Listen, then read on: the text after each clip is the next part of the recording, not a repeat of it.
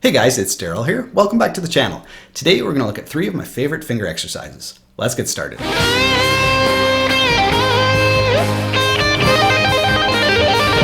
Now, as musicians, I know we're not always great about adding finger exercises as part of our daily playing routine. I know for myself, I'd probably rather sit down and jam over a backing track or maybe write some of my own music or perhaps learn a song.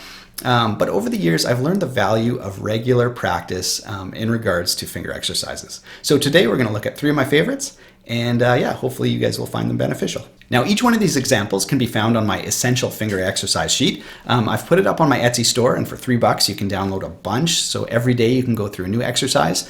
And yeah, it's really beneficial to all areas of playing, whether you want to improve on your rhythm playing or your right hand technique, your left hand technique, chording, whatever style that you need to improve on. Doing daily finger exercises makes a huge difference. All right, so the first example we're going to look at is number 6 off the worksheet. Now, there's a couple things to mention before we start. For all of these exercises, we're going to be using alternate picking, so down, up, down, up, down, up. And for your left hand, you want to line up 1 finger per fret, and we're going to sort of scooch them right behind those frets. And you want to push your wrist forward so you get nice outward arches. I know when I first started playing, I always struggled with kind of doing the inverted arch, but yeah, try to keep nice outward arches and roughly even spacing between each finger. Now, I know everybody's hand is different, so somebody might have the first 2 fingers really crowded or the inside fingers or whatever it is. But as you do these exercises, you'll notice that it becomes easier and easier to get nice stretching, even stretching between each finger. All right, to start, we're just going to use 2 fingers and play through each string. And then we'll transition up a fret and play it in reverse. Then we'll transition up to 3rd fret, and now we're going to do some triplets, and that can pose some problems for a right hand. Simply because as we transition strings, we're going to have to use some upstrokes to start. So our first string will be down, up, down, and then we're going to play up, down, up, down, up, down, up, down, up, down, up, down, up, down, up. Now that can be pretty tricky, so if you need to just isolate that right hand part and don't worry about your left hand, you can totally do that and just practice those transitions until they feel decently comfortable. Then bring the left hand in and play it together. Then we'll transition up a fret again and play it in reverse. And then up a fret, and we'll do all 4 fingers.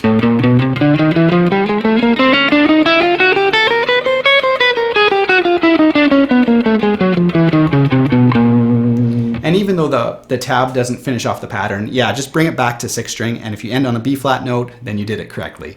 So anyway, let's play through the whole thing at a medium tempo.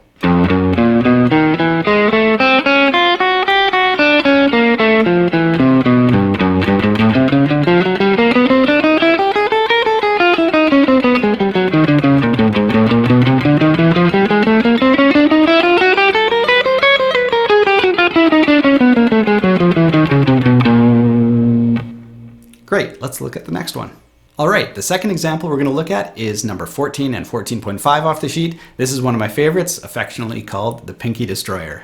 Now, as musicians and as guitarists, sometimes our pinky fingers are very weak. And so this one is great for balancing out the power in your hand so that if you need to do, you can sort of do those little hammer-ons and pulls and slides with a decent amount of accuracy, not feeling like your pinky finger is going to crap out on you. So anyway, this exercise is perfect for developing some strength in your pinky finger. So let's take a look at it. Now, this one's more of a traditional kind of 1, 2, 3, 4 exercise. But anyway, let's look at the first half. So there's no tricks. It's just 16th notes and 2 notes per string. Here we go.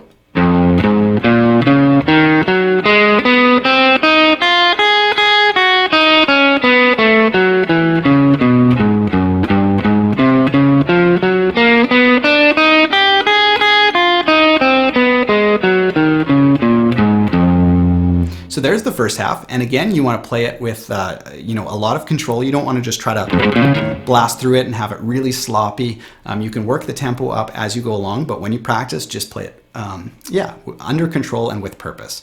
Now let's look at the second part of it, where we're going to have to stretch from 4th to 5th. Now, not everybody's going to be able to do this, so if you need to play it up on an A or on a B, definitely do that. Feel free to move them as high up the neck as you need to, and then as your stretch is developed, you can move them down. But anyway, here's what it sounds like.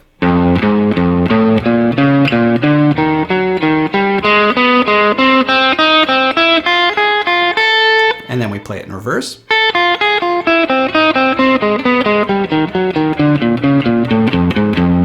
And then the whole exercise at a medium tempo.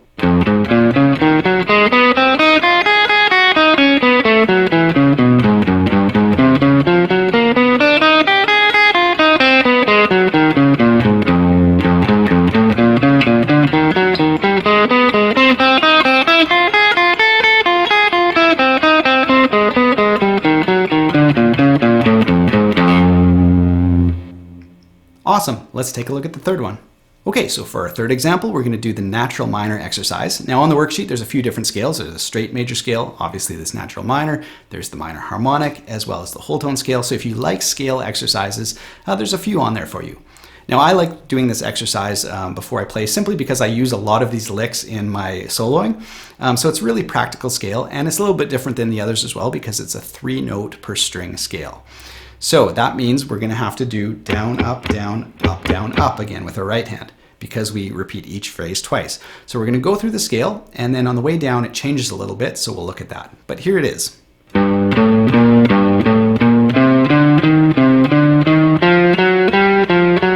And here we kind of go off the scale and just do a few chromatic notes, and then we're back on.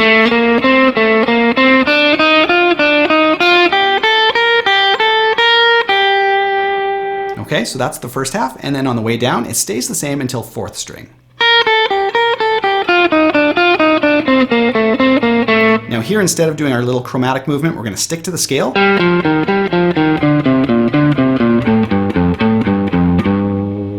Okay, and again, if these stretches are too much, some people like to use the ring finger there too. I like to stick to my middle finger. But again, just move it up to an A or a B. You can play it up here. And then on the way back down, this stretch is much more manageable. So again, feel free to move it. All right, so let's play through the whole thing at a medium tempo.